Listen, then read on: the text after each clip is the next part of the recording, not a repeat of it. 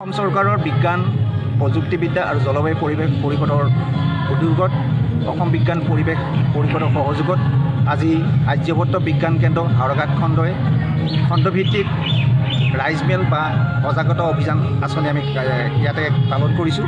আৰু এই কাৰ্যসূচী আমি হাওৰাঘাট নগৰ ছোৱালী উচ্চ মাধ্যমিক বিদ্যালয়ত আজি আমি পালন কৰিছোঁ। আৰু ইয়াৰ জৰিয়তে আমি সমাজত যিখিনি অন্ধবিশ্বাস আৰু কুসংস্কাৰ আছে তাৰ নিৰ্মূলৰ উদ্দেশ্যে আমি বিভিন্ন বিদ্যালয়ৰ পৰা আমি ছাত্ৰ ছাত্ৰী, শিক্ষক শিক্ষয়িত্ৰী, অভিভাৱক আৰু সাধাৰণ নাগৰিকসকলক আমি ইয়ালৈ আমন্ত্ৰণ জনাই আনিছোঁ। আৰু আজিৰ এই গাম্ভীৰ্যপূৰ্ণ যি অনুষ্ঠান, যিটো এৱাৰনেছ কেম্পেইন, এই এৱাৰনেছ কেম্পেইনৰ জৰিয়তে আমি সমাজত যিবিলাক অন্ধবিশ্বাস প্ৰচলিত হৈ আছে সেই প্ৰচলিত অন্ধবিশ্বাসসমূহ আমি নিৰ্মূলৰ উদ্দেশ্যেৰে ছাত্ৰ ছাত্ৰীসকলৰ মাজত আমি চিত্ৰাংকন প্ৰতিযোগিতাৰ আয়োজন কৰিছোঁ। আৰু আমাৰ হাওৰাঘাট খণ্ডৰ অন্তৰ্গত বিভিন্ন বিদ্যালয়ৰ পৰা প্ৰায় 100ৰো অধিক ছাত্ৰ ছাত্ৰী আহি ইয়াত উপস্থিত হৈছেহি। লগতে প্ৰত্যেকখন বিদ্যালয়ৰ পৰা শিক্ষক শিক্ষয়িত্ৰীৰ সহযোগিতা অতি সন্তোষজনক।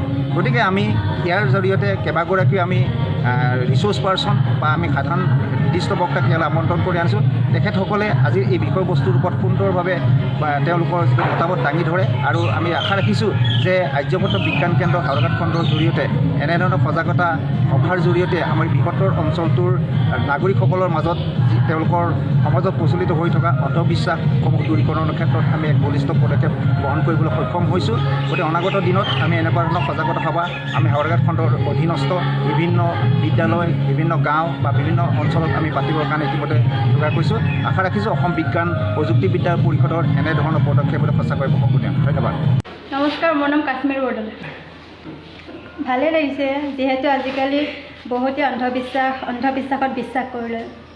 দাইনী সত্যটো এটা অন্ধবিশ্বাস আছে। এইবিলাক মানুহে এনে কয়, এইবিলাক ঘৰুৱা পাতি টাইপৰ হয়, এইবিলাক ক'ব নালাগে। কিন্তু মানুহে সেইটো কথাটো ভাঙি পৰে আৰু এটা আনটো গৈ গৈ কথাটো